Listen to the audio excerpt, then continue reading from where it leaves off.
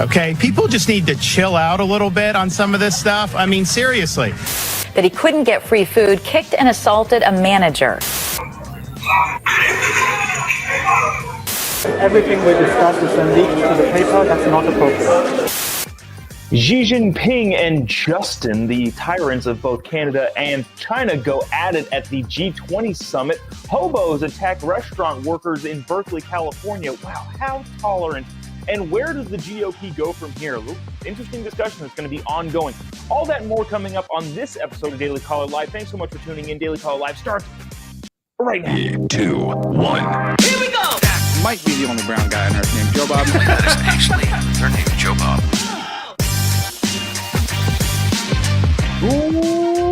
Live from a schwanky hotel in downtown Lexington, Kentucky today. If you're in Kentucky, we'd love to see you tonight at Western Kentucky University. Bowling Green had a great event in Moorhead, Kentucky last night, but nevertheless, lots to talk to today. I gotta do it like a condensed version of this show because checkout is in like 20 minutes. I'm not packed at all yet for the 3-hour drive to Bowling Green. But anyways, I wanted to start things off kind of different. Like that, we generally front load stuff like on the important things and then kind of save the, dare I say, riffraff, like the dumb things that AOC says and all that sort of stuff. We kind of save that till the end. But I kind of wanted to go at that first because I feel like this sort of stuff, even though it's, I don't want to say more interesting to watch, it's a more accurate depiction of where a lot of places around the country are, especially regarding crime. As you can tell, crime, pretty much every major metropolitan area has gone up. Ooh, I wonder if we should talk about the D.C. thing. Briefly, Washington, D.C., the City Council of Washington, D.C., just passed like some crazy new like ordinances regarding crime. The way that they're prosecuting, they're going to send like all of the misdemeanors to trial, which would just bog down the court system even more. They're trying to lessen gun penalties for having a gun in Washington, D.C. It is so crazily woke that the super woke mayor of Washington, D.C., Muriel Bowser, is like, whoa, this is not okay. It remains to be seen whether or not she's going to sign it, but she has spoken out against it. But the city council unanimously voted to basically legalize more crime in the nation's capital city. So that being said, this is across the country. This happened in Berkeley, California. A guy, I guess, walked into, wow, that's a really bright shot I'm looking at. The guy walked into a Thai food restaurant place and just, as a commentary in the state of the world, guy said, I'm getting free food here. And then when he was denied, attacked the manager, because that's just what you do. Now, I wanted to play this clip from the local news in that area because I feel like they did a pretty good job at covering all this stuff. And because I wanted to show a couple clips at the very end, which I thought were fascinating. Some of the man on the street type stuff, again, in Berkeley, California. If you're not familiar with Berkeley, California, often called Berserkly, California, because some of the craziness that goes on there. I was up there doing at an event with Charlie Kirk, and some of of all of the places that I've been with Charlie, that was the most heated protests there. There were like people with megaphones who clearly didn't go to the University of Berkeley, just like lived in the Berserkly city of Berkeley, and that were just, it's bananas. All I'm trying to say is bananas without going on too long about it. Shoot, I got to remember, checkout's very soon. So watch this clip from the local news in that area and kind of just get a better picture of what life is like in some of these crazy woke enclaves. Check it out. This Thai restaurant's dealt with the same guy before. He's dined and dashed in the past, but Berkeley police tell me this went way over the line. This is surveillance video from a Thai restaurant in downtown Berkeley. A man came into a restaurant and he demanded some free food. When the manager told him no, this happened. The suspect knees the manager in the ribs and then kicks him after he falls to the ground. The suspect is attacking the manager, and the manager's falling over a table and There are a number of other people in the restaurant. The attack happened in front of shocked diners at about 5:15 Wednesday afternoon at the restaurant on Shattuck Avenue. But two customers jumped up and immediately confronted the suspect. They held him down until Berkeley police arrived. The others in the store who were able to help out the staff person, the manager there, applaud their efforts. We certainly don't want to see anybody get hurt. Berkeley police arrested this man, 32-year-old Anthony DeMaria, in connection. Hold on. Does this just curious? Is anybody shocked by what this guy looks like? If you are, let us know in the comment section. Also, let us know in the comment section if you're not at all shocked what this dude looks like. With the attack. He told one Good Samaritan he was upset because his grandmother had died. I don't have any information as to his motives, but certainly nobody deserves to be attacked in that manner. Restaurant staff tell me they've dealt with the same man at least twice before. In one case, they say he sat down for a meal and then left without paying. But authorities say dining and dashing, also known as defrauding an innkeeper, is a far cry from a violent assault. I showed the surveillance video to restaurant customers and passersby. I love that they held him down. They didn't let him run out. They held him till the police came. If I was in that situation, I would probably take him down as well. Customers stepping in, everybody stepping in. Now the suspect's been charged by the Alameda County DA with felony assault with force likely to produce great bodily injury. So there's the other thing there. Well, first things first, good to see Good Samaritans getting up and making sure that guy can't just leave, because you can't just... we live in a society. This is a society that appears to be breaking down, which I'm not a fan of. But you can't just get away with that sort of thing. So I'm glad there are Good Samaritans in there that stepped in, but also didn't get hurt by this clearly raving lunatic. I was at the gym. I live in Southern California, which is, it's very south of Berkeley. But there was just a random dude on meth dancing with a box cutter in the parking lot of the gym that I was at, in a relatively nice part of Southern California. So this stuff is everywhere. So I'm glad to see that they took him down and hopefully are taking action against him, but also nobody got hurt there. Now, the problem with a lot of this, he said this in the report, but didn't really make it a huge component of it, is that they've interacted with this person before who has dined and dashed on multiple occasions. And, okay, so we are allowing that sort of thing in polite society nowadays. Like, that's just a thing. Now, I think I didn't look at this specifically, but it would not be surprising to me at all if this guy was out and about, free to roam the world later that afternoon after having attacked somebody, because California bail and their just overall legal system is pretty dang bad. So I don't know. Let us know in the comment section what you think about this. Do you see something like this happening in your neck of the woods? I know this is happening in Berkeley, California, but crime has gone up in a lot of places. And I would just be curious to see what your thoughts on that are. If you haven't already, I would appreciate you clicking the little like button that's like down here, and a little comment, or the little share button down here in the comment section. Let us know what you think. I would really appreciate that. Moving on quickly, because we have to. This is an interesting exchange. Xi Jinping and Justin, as I like to call him. I don't know why I like calling Justin by his first name. Justin Trudeau, the Prime Minister of Canada. I also tweeted this. I feel like I'm going to get some blowback. I shared this particular photo and said, a veteran tyrant shares some wisdom with an up-and-comer. Because this is an interesting thing. Two people that I really, really don't like a lot getting in some sort of confrontation and trying to figure out whose side I'm on. Not that I have to pick a side, but it is pretty fascinating. So Xi Jinping was talking to Justin at the G20 conference in Indonesia, and listen to what the translator says. I'll try and read some of the captions too, because I don't know if you can hear it all that well. But basically, Xi is scolding Justin for leaking information from the meeting that they had. That's interesting. We'll talk about it on the other side, because I watched this clip, and we'll discuss the intricacies of trying to pick the less of two evils. Watch this.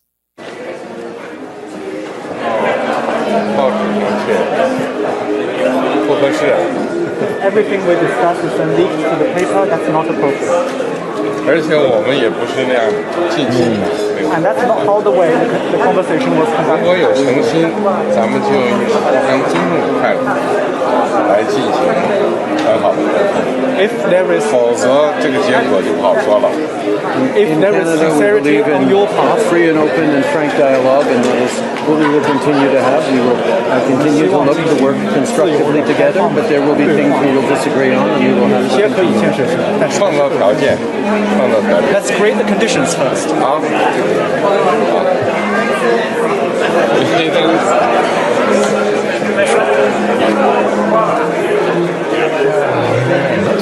Well, first of all, it's also just weird that Justin's like walking around like a hallway with like no people around, which I don't know. Is that cool or is that like dangerous in a sense?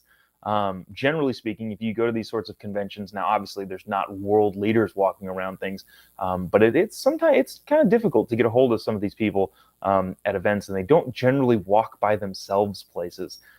Just because the nature of these types of events. So that's kind of interesting in and of itself.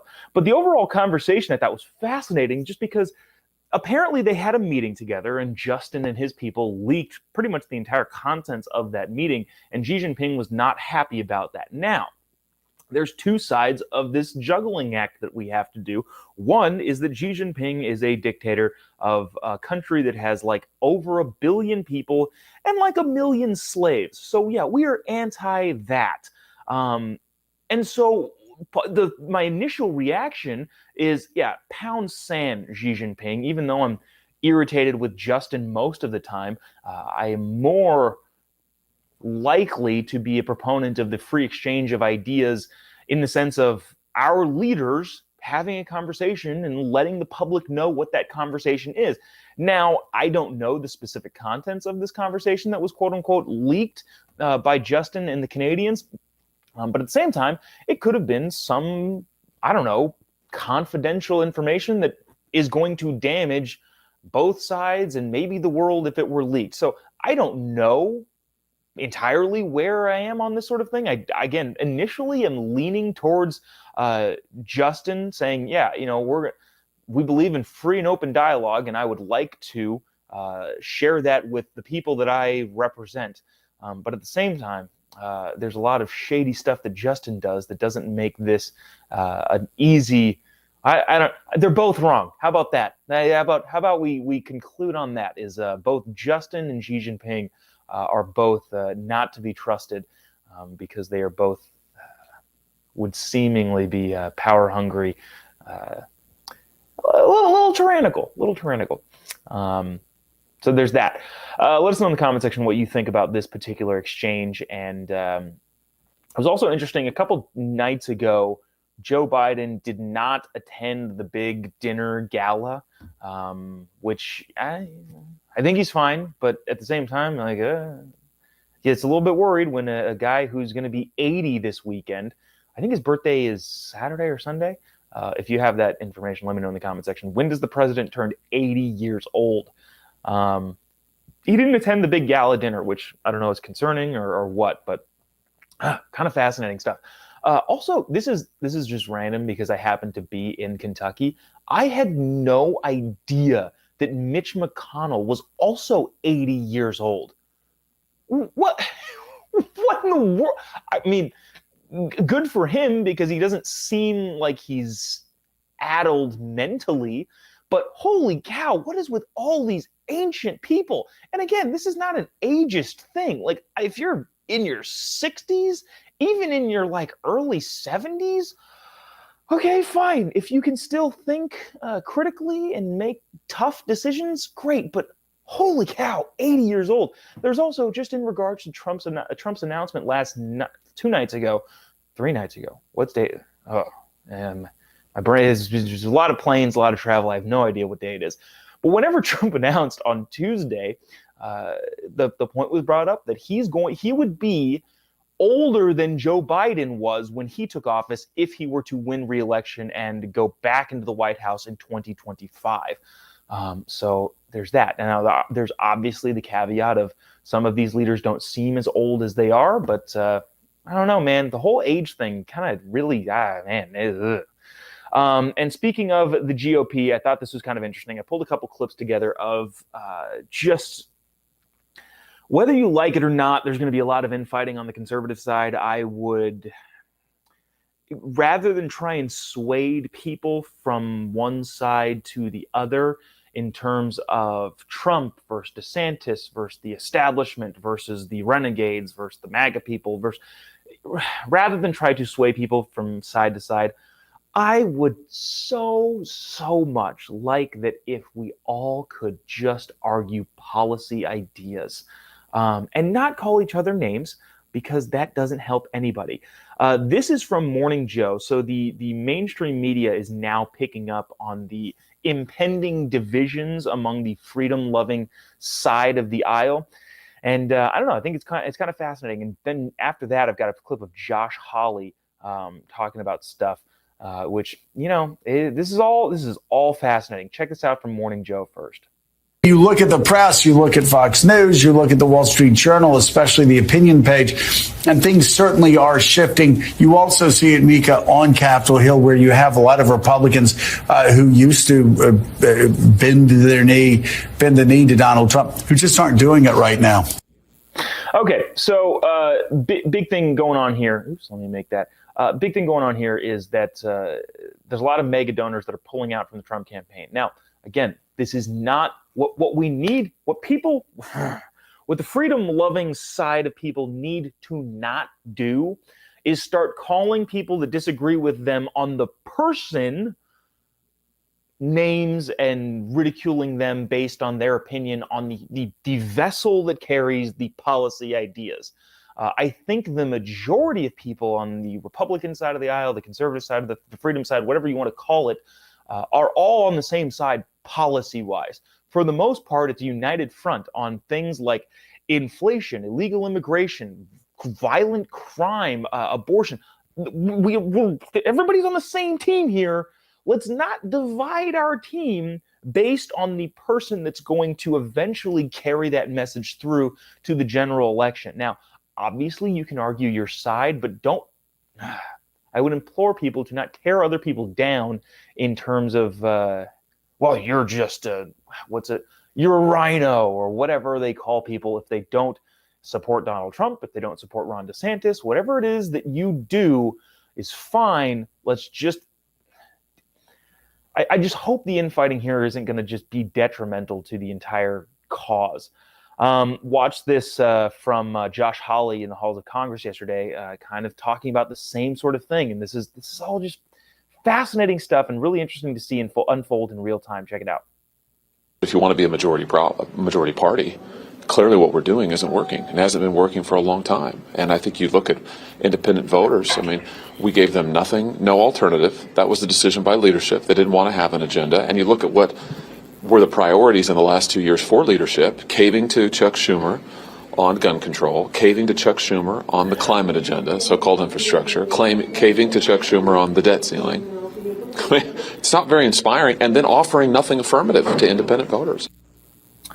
So that again is an interesting dynamic of trying to figure out what the party's next move is.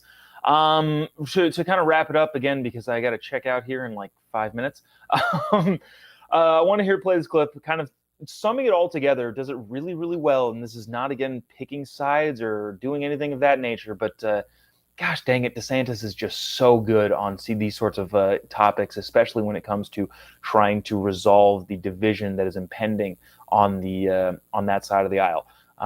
Check it out. This is interesting. Look, I think we just finished this election.